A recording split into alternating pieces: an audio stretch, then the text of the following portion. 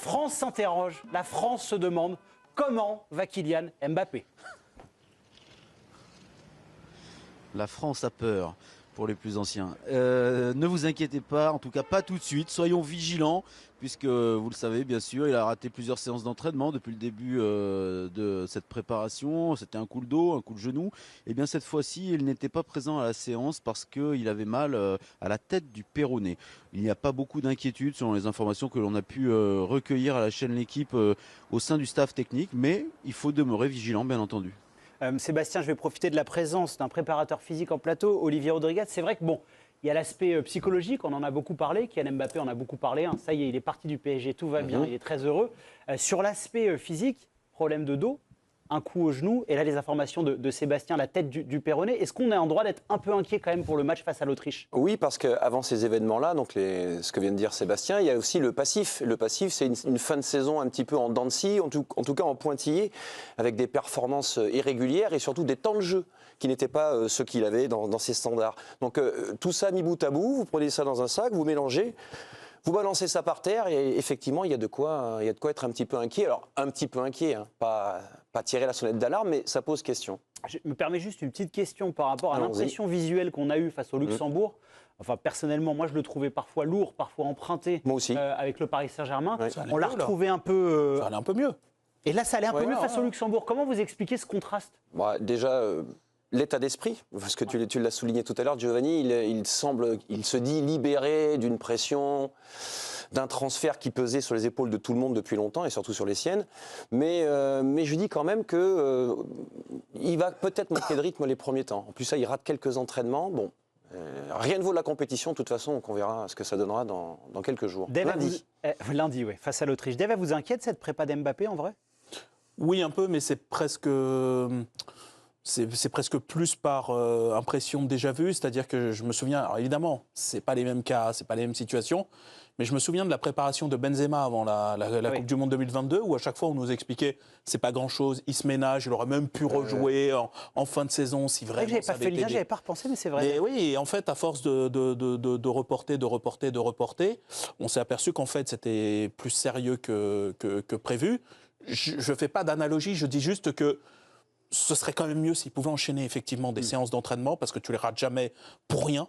Donc moi je veux bien à chaque fois qu'on te ménage, mais je crois pas à ça. Je crois en plus que c'est un garçon qui a besoin au contraire d'enchaîner, d'envoyer un peu de la caisse parce que effectivement son temps de jeu sur la deuxième partie de saison depuis le mois de février a été très très irrégulier pour une machine de guerre comme ça. Je pense que c'est pas très très bon.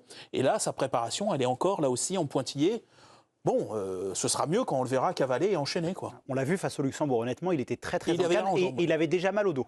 Il avait déjà quelques douleurs au dos face au Luxembourg. Ouais. Oui, pour aller dans le sens de ce que dit Dave, les prépas physiques, nous on a une petite nomenclature. Quand on rate 3 ou 4 séances d'entraînement, on commence à tomber dans ce qu'on appelle le déconditionnement. Alors, il n'en est peut-être pas encore là parce qu'il n'a pas raté 3 ou 4 séances consécutives, mais il va falloir être vigilant sur les demain et après-demain pour voir comment ça va se passer, parce que dès qu'on tombe dans le déconditionnement, déjà, il faut un petit peu de temps pour relancer la machine, donc du temps de jeu, du travail spécifique, avec ou sans les coéquipiers, et il y a des fragilités qui peuvent pointer. Et c'était le cas déjà, parce que j'avais suivi ça de très près pour l'équipe du soir, au niveau de la préparation de Benzema dont tu parlais tout à l'heure. Et effectivement, c'est ce qui lui était arrivé. Bon, pour l'instant, tout va bien. Bon, c'est les informations de Sébastien Tarago. Merci Seb pour les infos. Pour le reste de l'entraînement, qu'est-ce qu'il y avait à retenir aujourd'hui, Sébastien?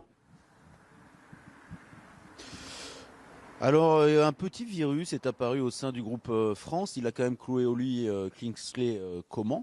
Il n'a pas participé à la séance. Et puis, pour les mêmes raisons, Ibrahima Konaté n'a pas participé à la séance avec l'ensemble du groupe. Il était à l'écart avec Aurélien Tchouaméni.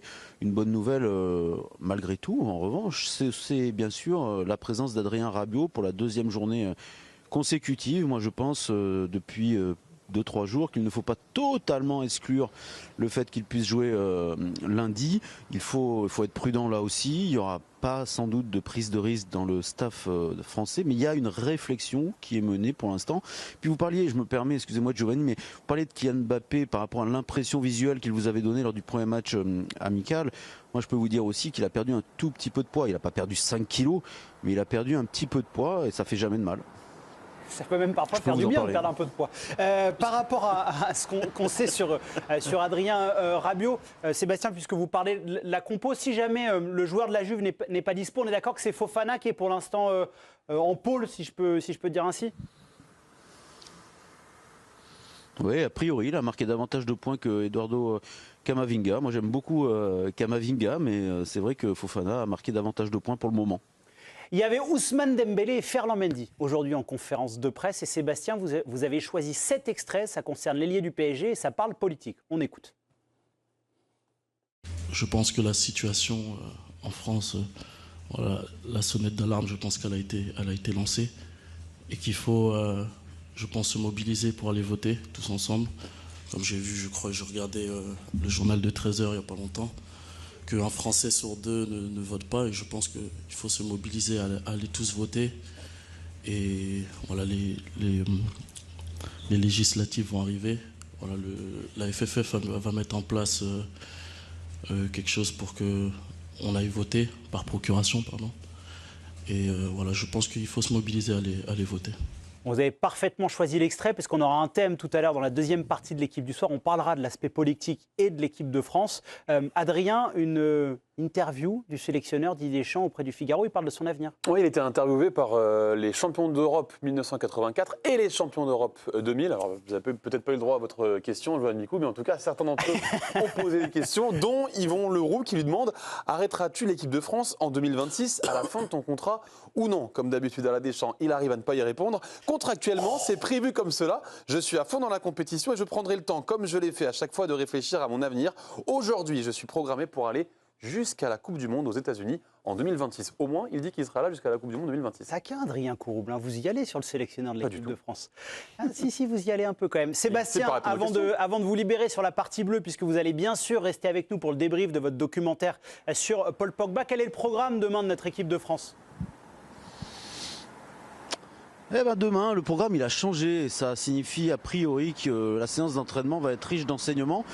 Et, il était ouvert à la presse, cet entraînement, pendant un quart d'heure. Après, il devait être prévu à huis clos. Mais vous savez, je pense qu'on se méfie du côté de l'équipe de France et on se méfie du fait que certains d'entre nous puissions éventuellement rester dans le stade pour se cacher et observer la séance. Le premier quart d'heure ne sera pas ouvert à la presse.